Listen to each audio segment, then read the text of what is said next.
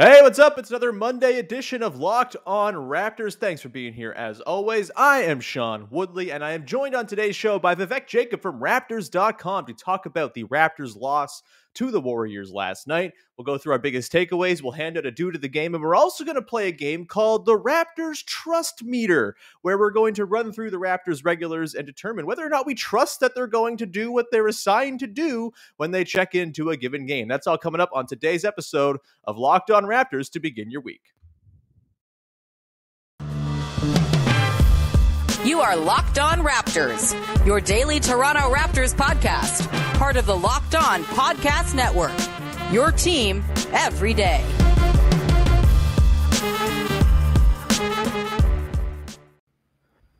Hey, what's going on? Welcome to episode number 1062 of Locked On Raptors for Monday, November the 22nd. I'm your host, Sean Woodley of RaptorsHQ.com. You can find me on Twitter, as always, at WoodleySean.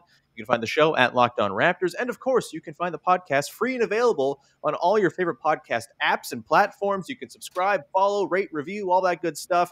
And also, please make sure to check us out on YouTube, where you can subscribe, hit that big red button. Even if you're not going to watch every day, just help us juice the stats, please. Much appreciated. Just hit that subscribe button, and I'll forever be indebted to you. How about that? Also, thank you so much for making us your first listen of the day. All right, on today's show, we are talking about a Raptors 119-104 loss to the Golden State Warriors. The Raptors fall to 1-3 on their Western Conference road trip. But I don't know how mad you can be about losing to the Warriors, and we're going to talk about that. We're going to dig into our due to the game, and we're going to play a little game called the Raptors Trust Meter, or maybe I'll come up with a better name in post. But either way, we're going to go through the Raptors roster and determine how much we trust each guy on the team to perform their duties as they, check into each game. And joining me to do all of that on today's show is our pal Vivek Jacob from Raptors.com and CBC and all over the place. Big V, how's it going, pal? Not bad. Tough weekend overall. I feel like it's been a tough week for the Raps overall, but this road trip will hopefully come to an end soon, and they can get some healthy guys back. Hopefully, OG and maybe even Utah the next game. Yeah. So that'll be some positive vibes. But I agree with you. Not too much to complain about when you lose to the Warriors, who look like the best team in the league right now. And obviously, the game plan going in is going to be what the game plan has been the last few years, which is to take Steph out of it. But when everyone else is hitting shots, it's just tough to beat them. It sure is. We'll dig into sort of where the defense let the Raptors down in this game and where it succeeded. I thought this was, as Raptors' defensive efforts go, not one of their worst necessarily. They were just up against the Warriors, and Jordan Poole and Andrew Wiggins could not miss. Otto Porter Jr., pulling out that vintage Wizards Porter Jr. vibe as well. So we'll get into all of that on today's show. Just an overall sort of thought on the weekend. I will say, number one, it's a successful road trip because they helped get the clown Luke Walton fired. That's good. That's fun. We like that. And number two, I would say, the vibe, the feeling coming out of a 1-3 stretch on the road trip, losing that Jazz game, which was a huge bummer. Obviously, you beat the Kings, which hope you beat the Kings. The Kings are terrible and depressing. And then losing to the Warriors, I don't feel quite as bad about it as I thought maybe I would, because it doesn't seem like OG's injury is that serious. And honestly, that to me is the biggest thing of all of this. He was questionable for the game against the Warriors. Maybe he's back as soon as Wednesday against the Grizzlies. And after Nick Nurse said he would be out a while, quote unquote, it's nice to see that maybe a while just refers to a week or something like that. We'll keep an eye on that, obviously, as we go through. But that's sort of my general tone and tenor. My general tone and tenor is typically more on the positive side of things. But, let's dive in here. I think it just shows how much Nick loves OG. I think it just shows how much Nick loves OG. Even a week without OG is just hell. I'm not going to have OG tomorrow. Oh, my God. That the is next a while, 24 hours man. are going to be hard as hell.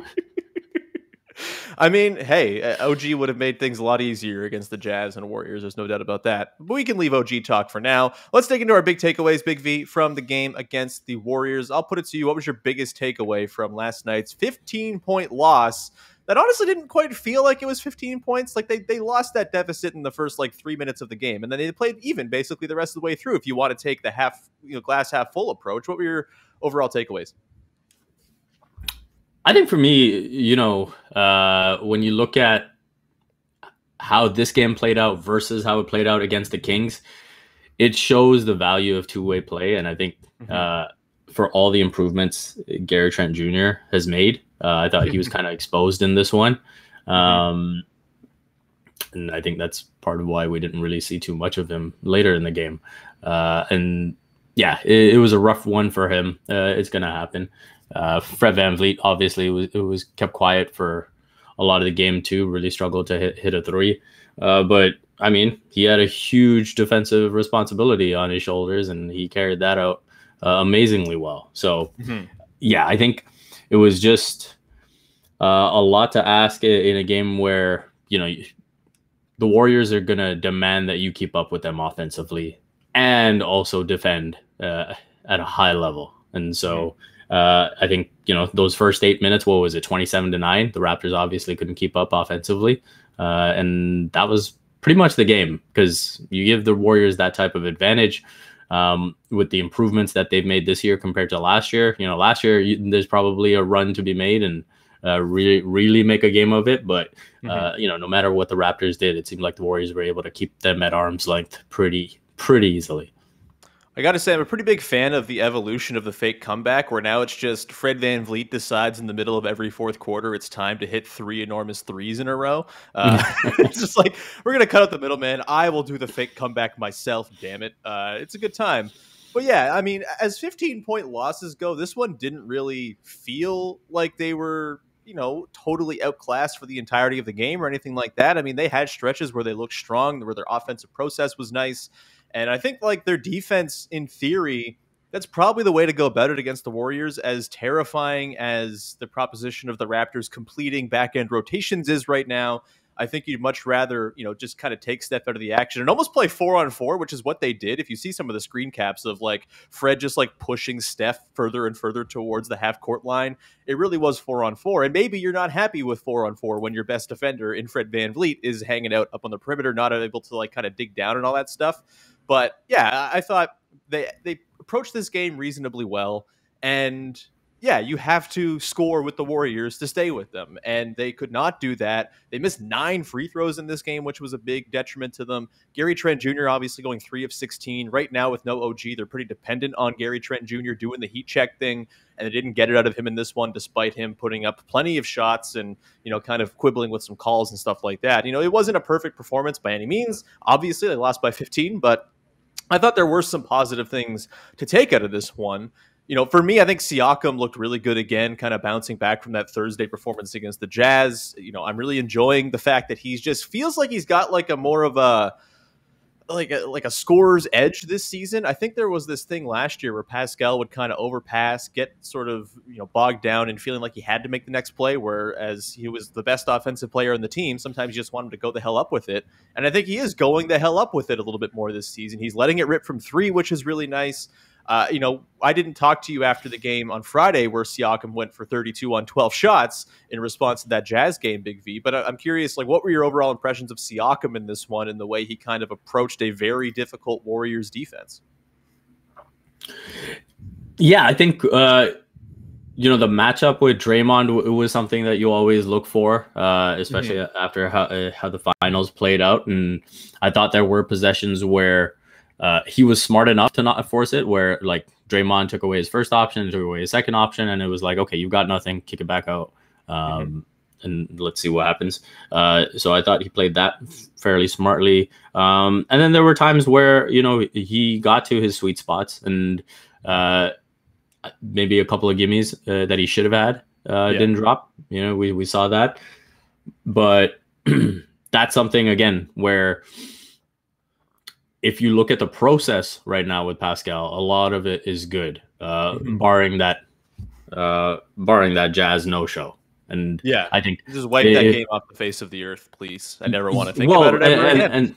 And that is on him to do, right? Because overarching takeaway for Pascal Siakam has been that, you know, there are those nights where he just kind of disappears, and you know, maybe he doesn't get up for you know, the Charlotte Hornets on a Tuesday night or whatever it might be, right? And I think that absolutely can happen against a team as good as the Utah Jazz on the road.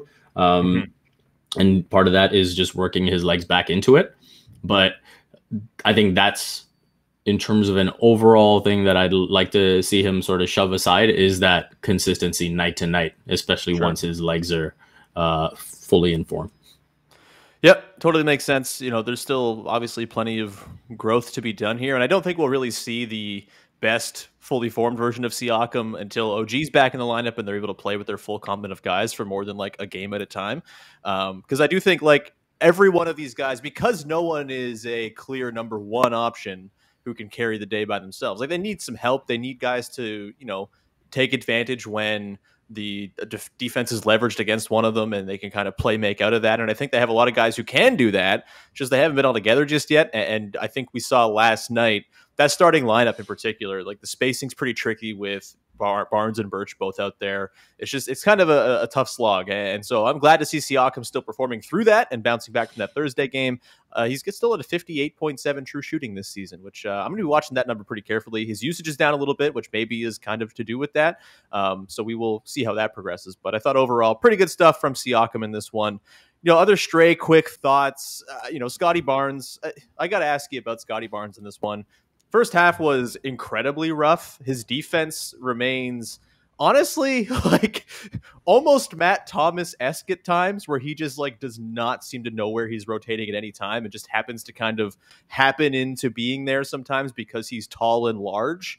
It's pretty rough for him on that end right now. The offensive end, his efficiency is trailing off a little bit. He's not quite scoring with the same proficiency around the rim. And I don't think you could have expected him to finish at like 72% around the rim or whatever he was shooting early on. But he shot 3 threes last night, hit 2 of them, got to the line quite a bit. And he continues to do this thing, man, where he plays bad games, but he'll have like a 6-minute stretch where he looks amazing, during which he makes like the pass he made to Siakam, where he did a no-look cross-court pass for a 3. And it's just like, oh yeah, everything's going to be fine with Scottie Barnes. That's like the Scottie Barnes special right now, is like the unbelievable play that kind of keeps things, keeps your mood high when it comes to him. Any sort of quick impressions on the way Barnes played in this one? He was kind of a key character throughout. Yeah, I think the one thing I love about Scottie is no matter how he starts, whatever he's struggling with, he battles through. And it's like, no, at the end of the day, I am going to have some type of imprint on this game. And I think that's what allows him to have those stretches that you talk about where, the defensive rotations are off. He's getting blown by time and time again. And that's something that he's going to have to really work on. But at the end of the day, I think he is going to find a way to impact the game, try and be at the very least a net neutral, if not a net positive, in terms of the game action. And I think he'll just continue to learn. I think, it's one of the things that you do risk, right? When you have this length and athleticism at all the positions is, when you do go up against someone that, obviously the thing that sticks out is when they go up against someone bigger and they're giving up the offensive boards and this and that. But when you go up against someone smaller and faster, you're giving up that advantage as well. And so how do you keep guys in front of you and not fall into that trap where you surrender dribble penetration and then you get into, having to collapse and then rotate and get into that scramble mode over and over again. And so, yes, Scottie has been a big part of that problem of late. And these are rookie pains. They're going to happen. Yeah, it is what it is, man. And I'm glad to see that they allow him to work through it. I'm a big fan of this, part of the nice thing of losing games by 15 is sometimes in the fourth quarter, they just turn Scottie loose as a point guard, and it's a delight to watch. And I think Alvin Williams is doing a good job kind of hammering this home on the broadcast too. Like, the more you can get the ball in Scottie's hands, the better. He's such a smart playmaker. Yeah, there are going to be issues. He's going to turn it over. He's going to have the wonky handle, but he seems to be sort of activated into being an active participant in the offense, particularly when he has the ball in his hands. And considering that he keeps on throwing no looks every single night, I am personally very much on board with that. We're going to continue on here, Big V. We went a little bit long there in the first segment, but there was lots to dig into from that Warriors game. On the other side, we're going to play a game called the Raptors Trust Meter. We're going to rank everyone in the Raptors rotation from 1 to 10 on how much we trust them to perform their assigned duties, I guess, going into each night. That's coming up in just 1 second here. But first, want to tell you about our pals over at Prize Picks, which is daily fantasy made easy. I love it. I know you're going to love it too. Prize Picks has the best NBA DFS prop game on the market. Prize Picks offers more NBA props than any other DFS prop operator and offers all the superstar players as well as bench players, only recording a handful of minutes each night. Prize Picks offers any prop you can think of: points, rebounds, assists, steals, missed threes, whatever it might be. They are available for you at Prize Picks, and you get a $100 deposit match up to 100% deposit match up to $100 with the promo code NBA when you sign up. You pick 2 to 5 players and an over/under on each of their projections, and you can win up to 10 times on any entry if it's just you versus the projected numbers. There's no one out there with a team that you have to beat. It's just projected numbers, you versus the numbers, and that is the way it should be. Prize Picks also offers mixed sport entries, so you can take the over on punches taken from Isaiah Stewart by LeBron James and yards thrown by Patrick Mahomes. Whatever it might be, you can find it at Prize Picks. Use the award-winning app on both the App Store and Google Play. Entries can be made in 60 seconds or less. It's that easy. Prize Picks is safe and offers fast cash withdrawals as well. Don't hesitate. Check out prizepicks.com. Use the promo code NBA or go to your App Store and download the app today. Prize Picks is daily fantasy made easy.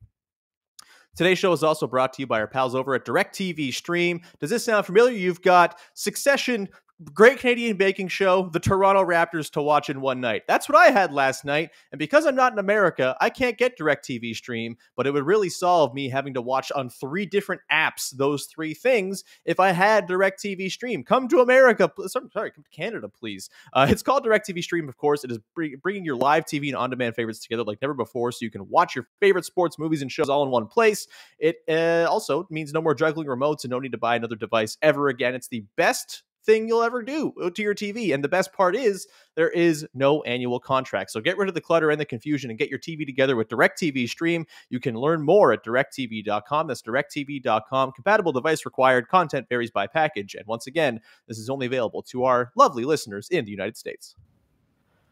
All right, Vivek, let's play it. The Raptors Trust Meter, a game that I've devised in my brain in the last half an hour or so. We are going to go through the Raptors regulars and determine how much we trust that they're going to execute what they are asked to execute on a given night. So we're not going out there and saying, oh, do we trust Chris Boucher to put up 35 every night? We're asking, do we trust Chris Boucher to play reasonable athletic defense, make some big plays, hit a couple threes, and do that type of thing? This is sort of the, as the lovely podcast, The Doughboys, for example, where they review their fast food chains. They give a rating based on what the restaurant is trying to do, not in comparison to like fine cuisine or anything like that, to give some framing for this segment. So, Big V, let's begin, shall we? The Raptors Trust Meter. Let's begin with Let's do it. Yeah, Pascal Siakam. How much do you trust him, 0 to 10, to do Pascal Siakam things when he comes into the game? 7. Yeah? I'll go with a healthy 7 out of 10. I think defensively he's still got a little bit to go, and then offensively I just want to see the consistency. That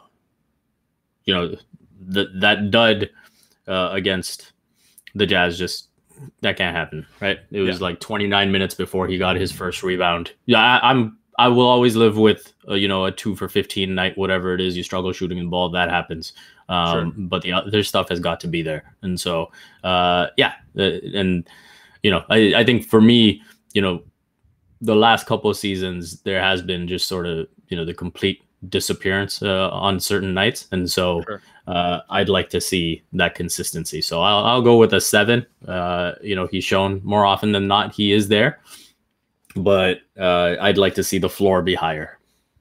I think that is an entirely fair number. Yeah, it would be nice if it could creep up to like an 8, 8.5. And if that's what your best player is doing, then you're probably pretty okay with it. But yeah, 7, I think, is a fair place to go right now with plenty of room to improve. And to your point about defense, he's got a long way to come. I thought last night he was by far their best defender, outside of Fred, I suppose. Like, he was their only hope in rotation and made a few nice sort of one-on-one defensive plays as well. So shout out to him for a nice defensive game after a pretty rough stretch. Let's go to Scottie Barnes, shall we? How much do you trust Scottie Barnes to be Scottie Barnes when he checks into a game? So this is an interesting question because right now, I don't think he can fully be Scottie Barnes with the starting lineup. And part of that is, I think when Nick Nurse says he wants Scottie Barnes to shoot more threes, it's because he realizes when Kem Birch is out there on the floor, it's something that Barnes just simply has to do. And so I don't think it's something that's a natural part of his game right now. It could be with time, but in terms of the other parts of it, the playmaking, all of that, I don't think he gets to do as much of it right now with Pascal back. Hopefully, that's something that just comes with time as more chemistry builds and comfort and all of that. So, I probably would have had this at an 8 before Pascal's return. I'll probably lean towards like a 6.5 right now. See, I'm going to go differently. I'm going to go with like a 9 because even though he can't really do, everything that Scottie Barnes wants to do in this current lineup configuration, for me, I feel like his expectations have been warped by that incredible start. And maybe it's time to kind of reset a little bit and sort of focus on, hey, is he doing the things that we expected after we saw the preseason, for example? I said, I think he's ready to be a contributing, like valuable role player right now. He surpassed that in the first couple of weeks by far and was like, oh, this guy might be the best player on the team right now. And I don't think that's the case. And I don't think it's fair to assume that to be the case. And so for me, is he doing those sort of connective tissue things on offense? And I think he really did that last night against the Warriors. Like, he was moving plays along. He had 5 assists, obviously, but I think he kind of kept the offense moving at times as well. And, the fact that he put us some threes was nice. I don't bake that into like what I'm looking for from Scottie Barnes necessarily. It's a nice bonus. And so taking that into account, and then also factoring in, like, I expect Scottie Barnes at this point to always have that 5 or 6 minute stretch, usually in a third quarter, where he's going to take over. And he's kind of done that every single night. So I'm going to go with a 9 for Scottie Barnes right now in my level of trust with him. Let's rapid fire through some more here. Fred VanVleet. This one feels pretty easy. Big V, how much do you trust Freddie V to do the thing that he does? Yeah, this I'll probably go, a 9. You know what you're going to get. Once in a while, you're going to see the shooting struggle like you did against the Warriors. But, at some point, that Freddie heater is coming. So, yeah. I'll give a healthy 9 here with Fred. That one's an easy one. I agree. I'm going to go 9 as well. Let's go to Kem Birch, shall we? The man with the golden floater. What do you have for your trust level in Kem when he's in the game?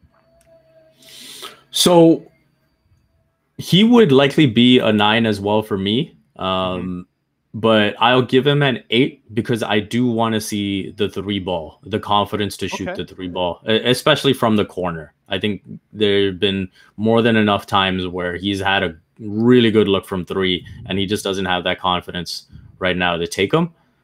There was one that he took with the shot clock winding down and he had no choice but to get it up. But I think overall, I'd like to see that. Other than that, defensively, he's been great. The push shot has been great. So all of that, he completely ticks the boxes. That's the one area of his game that I want to see come along a little bit. That's a good point. I would say I'm going to go with like a 7 for Kem as well. The floater is there, I think, most of the time, but you can tell when it's not. And like a game will start and he'll brick 2 and you're like, oh boy, this could be a long one. Last night was an okay game for him in that department, although it was mostly dunks for him or finishes on the roll, which was actually nice to see. I think for me, the reason I am a little bit lower maybe than, the reliable, steady Kem Birch should maybe command as a score here is I think I'd like to see the sort of secondary playmaking tick up, and as opposed to it being like a once a week type thing where he kind of flashes it, have it just be kind of a regular part of his game where, he can kind of catch the ball in the middle of the floor and survey and make the next read. I'm not asking him to make like LeBron James level reads or anything like that, but there have been a couple games this season where he's really done it well and a few where it's not quite been there. And I think it's a little bit more reliability when it comes to that sort of, okay, in the short roll, you have it. What are you doing with it type of situation? I would like to see that because I do think that's actually essential to him working with the starting 5 because the attention is going to be paid to everybody else and not him. And he has to be able to leverage that, not just with scoring and his floater, but with his playmaking as well. Let's move on here to, I think, maybe the most polarizing character here, Gary Trent Jr., who I declared on Saturday's podcast has assumed the Terrence Ross-sized hole in my heart. I'm fully on the Gary Trent Jr. bandwagon. Green light, Gary. Let's go. How much do you trust Gary Trent Jr. to come into a game and do the things that you hope to see Gary Trent Jr. do?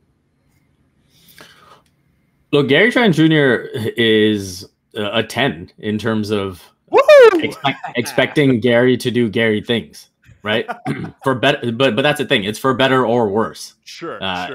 And so either way, you are going to get Gary every single night. Whether it's good or bad, that you have to wait and see. But Gary is going to be true to himself. He's going to call his number when he wants to. He's going to, dig in and try to poke the ball away. And there's going to be times where he gets blown by. There's going to be times that's all part of the Gary experience. So I'll give Gary a 10 in that regard. Yeah, if the question is Gary Trent Jr. going to play well, it's maybe like a 5 or a 6 trust factor, maybe a 7 considering how he started the season. If it's is Gary going to be himself, that is a 14 out of 10, baby. Let's rattle through some bench guys here. We're not going to go through OG because he's not playing right now. I feel like we both have a pretty high trust level in OG, probably a 7 or an 8 at the very least. Let's go to Chris Boucher, shall we? How much do you trust Chris Boucher is going to do the good things you ask of Chris Boucher when he checks into a game off the bench? I will have to go with like 2. Yep, you stole the answer right out of my mouth. Right now, I just don't. Whether it's the rotations or scoring the ball from deep for the inside, going up for those dunks, layups, whatever it is, thinking he's uncontested, but he's really quite contested, and oftentimes by like an otherworldly defender. So I think, it'd be hard for me to go past a 2 or a 3 there.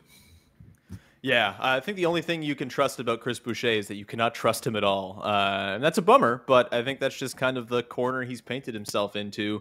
I'm going to go with the 2 as well. He's been a little bit better lately. I'll give him that. Like, he's had some flourishes and pops in the last week or so where he hasn't quite looked totally out to lunch like he did to start the season, but I still have a lot of guys ahead of him in my trust rankings on the bench. Let's go to one of them in Delano Banton, who last night hitting pull-ups, had 3 assists, 7 points. I mean, there's still some raggedy shot selection, and, at times he gets a little bit sort of carried away with the behind-the-back dribble and forgets there's other moves. But Delano Banton's a delight. We love Delano Banton. How much do you trust him when he checks in?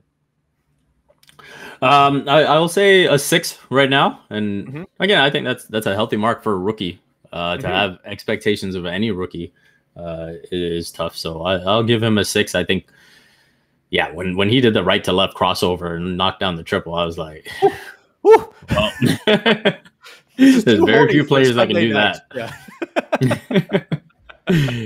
Yeah. So if he gets to a point where he can do that, once or twice a game, that's going to be some real scary hours. So Delano, I trust him to come in and be fast and try to push the pace and do all of that from a process. I'll say this. The most encouraging thing about him as a rookie is that you trust him to do the process stuff more than, the result. And so when he has a good night, it's a really good night because he's trying to do the right thing. That's a good point. Love some Delano Banton. Let's go to Svi Mihailuk last night, 7 points, 3 of 5 shooting. I guess what you're asking for Svi when he checks into a game is he going to, offer some spacing, maybe some secondary creation, attacking closeouts and stuff like that. And can he provide sound, sort of mean, rugged defense? He's going to get guys who blow by him and stuff like that. But for the most part, I think he's been pretty solid there. How much do you trust Svi to do those very sort of specific role player things that Svi is asked to do? I'll probably go with a 4. Okay. 4, maybe a 5, but I think 4 seems like a decent enough number where I think if he was any higher than that, he'd be playing more minutes. That's for sure. That's fair. I think I would go with like a 6, maybe a little bit more kind to Svi. I think even when he's not necessarily hitting shots, think you can see the effect he has on the defense when he's in there. Like, they have to actually worry about him as a spacing option. I feel like when you slot him in there in place of Scottie, for example, in that starting five, like it just kind of breathes a little bit better, even if he's not hitting his looks. So I'll go with about a 6, even because I don't necessarily think his shot making is tied to whether or not you can totally play him.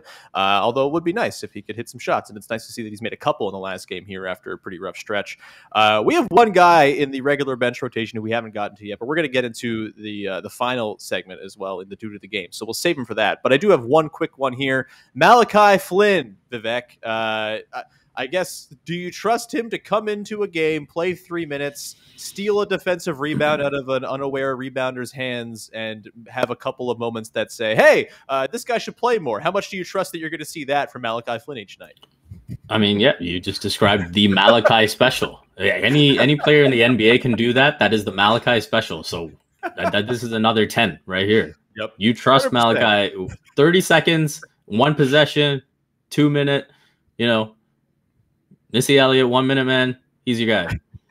Yep. 100%. We will get to the final member of the regular rotation coming up in just 1 second here as we get to that and the due to the game. But first, want to tell you about our friends over at Built Bar who are making the best tasting protein bars money can buy. I love Thanksgiving. I love American Thanksgiving. Even though I'm in Canada, I will still carve out a little time on Thursday to maybe order up some turkey dinner or perhaps a festive special or something like that. But guess what? When it comes to Thanksgiving, it's not real Thanksgiving. I already had all my pies and sweets for the last Thanksgiving back in October, the real Thanksgiving. Thank you very much. And so maybe I don't want to go so heavy on the sweets if I am going to have a big savory dinner on Thursday. And the perfect way to replace those sweets is with Built Bar. You can feel good about it. You can feel okay about having a Built Bar in place of that 300 calorie piece of pie. Because a Built Bar is just 130 calories with 4 grams of sugar and plenty of protein. You can replace that piece of pie with any Built Bar, and there's plenty of flavors to go around to match any sweet treat. And there's new and limited time flavors that pop up all the time. I just got some Built Puffs sent to me. They're in my fridge right now. There's a lemon cheesecake. Lemon cheesecake one. There is a ruby chocolate one. It's just an unbelievable collection. There's a caramel almond as well. Highly recommend you go and check out the site because there's limited time flavors, seasonal options available all season long as you go into Christmas and the rest of the holidays. They have plenty of stuff that pops up, so be sure to go check it out. And this Friday is Black Friday, and Black Friday at Built Bar promises to be a massive event with all sorts of surprises, so make sure you go to built.com this Friday or before then as well and use the promo code LOCKED15. You get 15% off of your order. That's the promo code LOCKED15 for 15% off at built.com. Go check them out. All right, we're running a little long here, Big V, but that's okay. There's lots to digest from this weekend. Let's get to, first of all, the trust meter for your impending due to the game, Precious Achiuwa. You vamp on Precious Achiuwa and how much you trust him as I draw up the very telegraphed due to the game graphic for me to run here as we get to that segment. What do you got here for Precious Achiuwa as far as how much do you trust him right now? I would say a 5.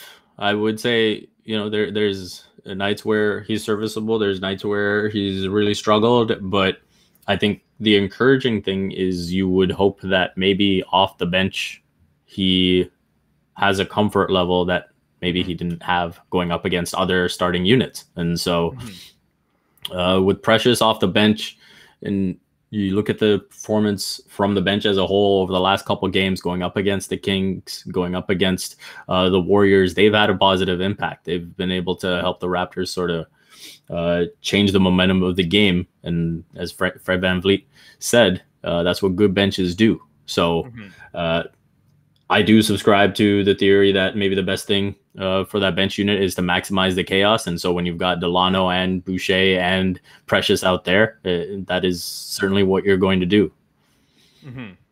Yeah, I'm with you. I think about a 5 or a 6 is probably fair here for Precious. I think he's been maybe unfairly maligned because of a couple of really wonky shooting nights. And in fairness, like there's a reason it's not a 10. There are nights where he is completely out of control and not making the right reads. But I thought last night in particular, he was totally fine and well within his sort of abilities and wasn't trying to push it and do too much. And that leads us into the dude of the game. Wow, surprise! It's Precious Achiuwa. How could have foreseen this? Who could have predicted this listening to this podcast?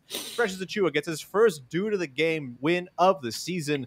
And look, man, I think this was, as you mentioned, that bench unit maybe coming into form a little bit here. They seem to have found something, even though Gary Trent Jr. didn't shoot well last night. They seem to have found something working Gary in with those sort of chaos agents and maybe an extra starter just to give a little bit of offensive pop to a group that doesn't have a ton of it. And I thought Precious has played pretty well within that constraint. And I thought last night, he had the 12 points. He had 3 assists. That was nice to see. He was 5 of 9. He didn't push it too much. He hit a 3. But I think for me, the biggest thing with Precious is he's one of the better defenders on the team right now. Like, he is in position more often than most guys. He's in the rotation a little bit more effectively than some of these guys in the back end. And I think you've seen him in a couple instances really kind of harangue guys. There was a possession, sadly, that ended with a Damian Lee bucket, but he stifled Damian Lee 2-3 times in different contexts in the same possession, and Lee just hit an impossibly stupid shot over Precious, high arcing rainbow style. And I don't know how much you can blame Precious for that, but seeing him defend around the rim and then in space on the same possession against Damian Lee was really encouraging stuff. And I think, there's a little bit less of a burden on him playing with the second unit. There's less trust that has to be put in him by Nick Nurse. He can easily just yank him if he needs to, if he's not playing a great game. But I think he's playing within himself. He's not getting the ball and saying must score, must go to basket. He's actually kind of surveying things and playing, I think, a smarter, more reserved game, which I think is really nice. And I think on the defensive end, he's looked pretty rock solid. What have your overall thoughts been on Precious on the defensive end in particular? Yeah, defensively, I would agree with you. I think the only aspect that I would want to see improve with him is maybe a bit of the boxing out and just using his physicality a bit more. And I think that applies a little bit offensively as well, where, he doesn't really set a screen. Right? No, not at all. And so never made contact, never will. Yeah, exactly. And it's so almost those he's doing a bit at this point. So those are the two things that I would just highlight and say, if he could bring that physicality aspect to his game, to go along with some of the stuff that he's been able to do, switching on to other guys, or just defending in space, which I think is a strength of his. I think that would really help him along. Yep. All points agreed with here. Congratulations to Precious Achiuwa on his first due to the game win. Hopefully the first of many. I will provide an updated due to the game ranking after the game against the Grizzlies on Wednesday. We'll give you the full scoreboard as we crown another due to the game later on this week. But that is going to do it for today's episode. As mentioned, the Grizzlies game is upcoming on Wednesday. The Raptors also play the Pacers on Friday, if I'm not mistaken. And we might check in with our pal Tony East from Locked On Pacers, because I love any excuse to talk to Tony to preview that game. We will, I think, bring Katie back on the show this week as well. Talk probably about that Grizzlies game on Thursday. Loaded week ahead. Yaron Weitzman from Fox Sports is going to jump on the show as well to talk about Nick Nurse squatting, the piece he wrote where he kept count of all the times Nurse squatted at MSG. And we're also going to talk about team building a little bit, because I think the book that Yaron wrote about tanking and the Sixers is an interesting sort of contrast to the way the Raptors have gone about things for the last 7 or 8 years here. And I want to sort of pick his brain on that whole concept. Either way, that's what you got coming up later in the week. Vivek, what do you got coming up for people to check out? The usual stuff, Raptors.com. Might have an interview that would be a lot of fun coming up for CBC Sports. So that's something you could potentially look forward to. Other than that, you can follow Olympic me on Twitter. V? No, this would potentially be Tennis V. One of the best versions of V that there is. So we'll see if that materializes. But yeah, I'm excited for it. I think things should play out the right way, and hopefully you can see the interview soon enough. But yeah, that's what you can look forward to from me. Fantastic. As always, go check out all of Vivek's work.